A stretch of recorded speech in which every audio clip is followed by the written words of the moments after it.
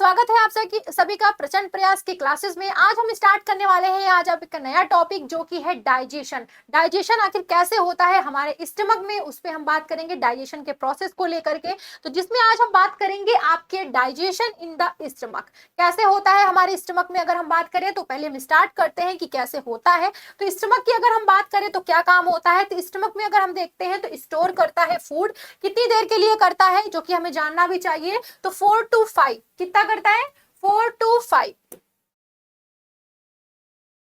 4 to 5 अगर हम ध्यान दें तो हावर्स के लिए होता है। जो कि अगर हम बात करें इसके बारे में कि आगे, तो इसमें क्या होता है, फूड हमारा जो होता है वो मिक्स हो जाता है प्रॉपरली, क्या होता है एक तरीके से मिक्स होता है। अब किसके थ्रू अगर हम ध्यान दें तो slowly with the acidic gastric juice. किसके थ्रू और किसके साथ में हो रहा है, आपके एसिडिक जो भी गैस्ट्रिक जूस होते हैं जो कि आपकी कहाँ पे है, एक तरीके से हम देखें तो स्टमक से। दूसरा इसी के साथ देखेंगे चर्निंग ऑफ फूड।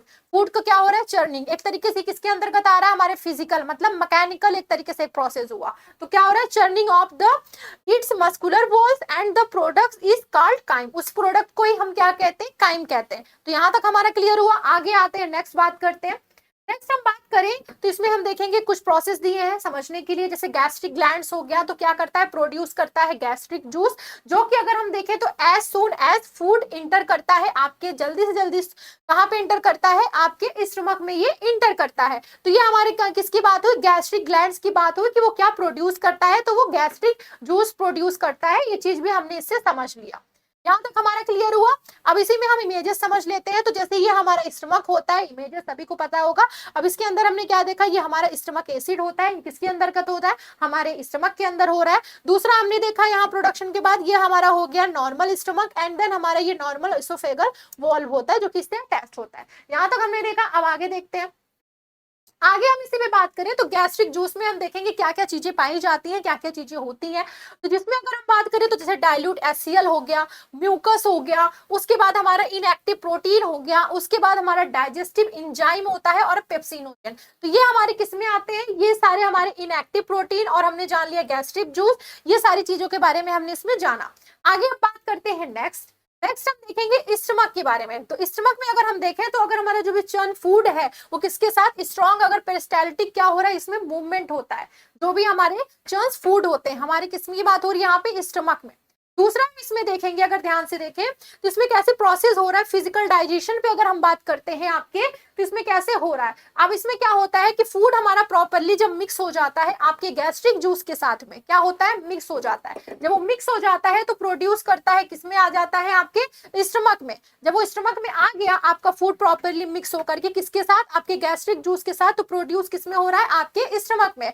अब जैसे समझ सकते हैं एक इमेजेस थे, जैसे इसमें क्या हो रहा है, एक तरीके का मूवमेंट हम देख सकते हैं कैसे हो रहा है, स्लोली मूवमेंट। अभी कैसे हो रहा है आगे बात करते हैं इस चीज पे।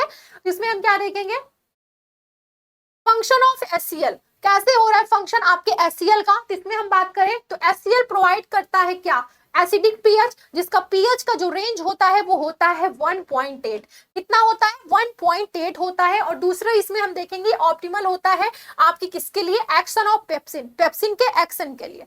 दूसरा आता है it's also kill the micro organism, क्या कर रहा है, आपके जो भी माइक्रो ऑर्गेनिज्म होते हैं उसको किल करता है। अब किस में कर रहा होता है, तो इंजेस्टेड, जो कि किसके साथ, आपके फूड के साथ में, आपके जो भी इंजेस्टेड फूड होते हैं। एंड देन आता है प्रोएंजाइम्स। प्रोएंजाइम्स की अगर हम बात करते हैं आपके किसमें, गैस्ट्रिक जूस से। दूसरा आपका आता है पेप्सिनोजन, और इसी में आता है आपका प्रोनेनिन, जो कि आपके एक्सपोजर पे होता है आपके किससे, आपके HCl में, जो कि कन्वर्टेड किसमें हो रहा है, कन्वर्ट किसमें हो जाता है, आपका कन्वर्ट होता है इनटू द एक्टिव एंजाइम और पेप्सिन और रेनिन से। यहां तक हमने समझ लिया कि HCl का फंक्शन क्या हो रहा है यहाँ पे। एंड नेक्स्ट हम इसको और समझते हैं। तो इसमें हमारा ये स्टमक हो जाएगा। इसमें हमारा क्या हो रहा है, एसिड का हम एक तरीके से देख सकते हैं कि किस तरीके से एसिड यहाँ पे प्रेजेंस है।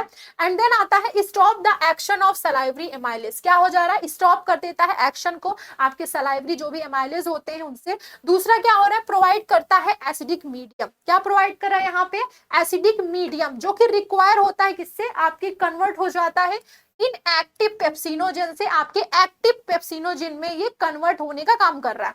अब कैसे कर रहा है इसको हम देखते हैं आगे। इसमें आते हैं नेक्स्ट। अब इसमें क्या हो रहा है, जब ये कन्वर्ट हुआ तो ये किल कर देता है जर्म्स को। जब किल करता है तो उससे क्या होता है, inter along with the food, क्या कर रहा है, इंटर कर रहा है किसके साथ, फूड के। दूसरा इसी में आता है, हेल्प करता है किस चीज के लिए, फूड, आपका जो खाना होता है, जो आपका फूड होता है, उसको वो सॉफ्ट बना देता है। अब आते हैं नेक्स्ट इसी में हम बात करें पेप्सिन, तो पेप्सिन आपका एक्ट करता है प्रोटीन और जो कि कन्वर्ट हो जाता है आपके पेप्टोन्स और आपके प्रोटियासिस में। अब इसी में देखेंगे तो पेप्सिन की अगर हम बात करें तो पेप्सिन क्या करता है, तो पेप्सिन आपका कन्वर्ट हो जा रहा है पेप्सिनोजन से, जिससे आपके किस में जा रहा है, पेप्सिन, जो कि इसमें अगर हम देखें तो इसी प्रोसेस को हम बोलेंगे ऑटोकैटालाइसिस। क्या बोलेंगे, ऑटोकैटालाइसिस बोलेंगे। एंड देन आते हैं नेक्स्ट, इसी में बात करते हैं पेप्सिनोजेन पे। पेप्सिनोजेन की अगर हम बात करें, पेप्सिनोजेन का अगर हमने यहाँ पे ऐड किया HCl में तो क्या हो रहा है, क्या हमें देखने को मिल रहा है, तो पेप्सिन क्या हो जा रहा है कन्वर्ट होने के बाद, पेप्सिन।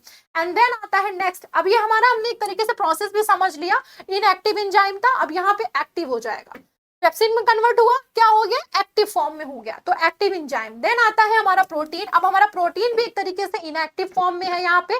जब यहाँ पे हमने देखा पेप्सिन से हमने कन्वर्ट किया, यहाँ पे पेप्सिन से हमने कराया ऐड किया और एसिडिक मीडियम में किया, तो उस कंडीशन में हमें क्या देखने को मिला, पेप्टोन्स एंड प्रोटियासिस हमें यहाँ पे देखने को मिला।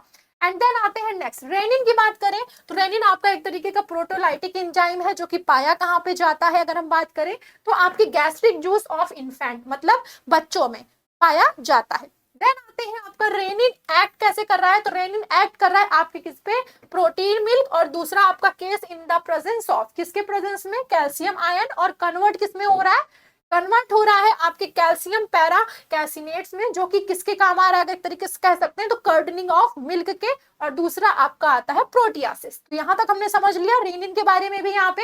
अब आता है प्रोरेनिन, अगर हम रेनिन की बात करें तो वो क्या है, इनएक्टिव है, ठीक है। अब हमने इसमें कन्वर्ट क्या किया, ऐड किया HCl, जब यहां से हमने किया है तो क्या हो रहा है, रेनिन, जो कि हमारा क्या है, एक्टिव फॉर्म है यहाँ पे, ठीक है। अब केसिंग की बात कर लें तो इसमें क्या हो रहा है, अब इसमें हमने क्या किया, कैल्शियम जब इसमें ऐड हुआ, कन्वर्ट हुआ, तो कैल्शियम पैराकैसिनेट बना, यहां तक हमने समझ लिया फॉर्म। अब आता है पेप्सिन जो है हमारा एक्ट करता है कैल्शियम पैराकैसिनेट एंड कन्वर्ट हो जाता है आपके किससे, आपके पेप्टोन से। तो यहाँ तक का प्रोसेस था जो कि हमने समझ लिया। अब कैल्शियम पैराकैसिनेट से हम देखेंगे पेप्सिन जब हमने कन्वर्ट किया तो यहाँ पे आपका बन गया पेप्टोन्स। तो ये हमने समझ लिया कि कैसे प्रोसेस हो रहा है, और हमने HCl के भी फंक्शंस को भी समझ लिया यहाँ पे। अब कुछ इसमें बता रहा है कि हमारे सर्टेन अदर जो हमारे सेल होते हैं आपके सेल वॉल ऑफ स्टमक में, वो प्रोड्यूस करते हैं बाइकार्बोनेट, जो कि आपके क्या होते हैं, बेस टू द बफर, और दूसरा क्या होता है, एसिडिक कंटेंट, जो कि आपके किससे है, आपके स्टमक में। दूसरा क्या हो रहा है, म्यूकस आपका प्रोड्यूस करता है, इसी के साथ अगर हम बात करें तो वॉल ऑफ द स्टमक में, जो कि फॉर्म होता है आपके फिजिकल बैरियर का, और रोकता क्या है, रोकता है आपका HCl, जो कि from damaging the wall of stomach, मतलब अगर आपका जो स्टमक है उसकी वॉल को डैमेज करने से। देन आते हैं नेक्स्ट हम बात करें इसी में तो आता है आपका एक क्वेश्चन जो आपके लिए है और आपको बताना होगा। तो क्वेश्चन है कि the other name of chewing, other name में हम क्या बोल सकते हैं। तो अगर हम ध्यान से देखें तो इसको हमने कई बार इस टॉपिक को पढ़ा और समझा भी, कई बार ये आया भी वर्ड। तो इसका हम अगर सिंपल सा बात करें कि इसको हम क्या बोल सकते हैं, तो कुछ ऑप्शन है। तो ऑप्शन आपका होगा फर्स्ट, जिसका मीन्स होता है मैस्टिकेशन। तो ये हमने जाना, इसका आंसर क्या होगा, मैस्टिकेशन। तो ये हमने समझ लिया। अब इसके आगे और भी टॉपिक्स है जो कि इंटरेस्टिंग टॉपिक हम जानेंगे नेक्स्ट वीडियो के लेक्चर में। तब तक के लिए थैंक यू सो मच।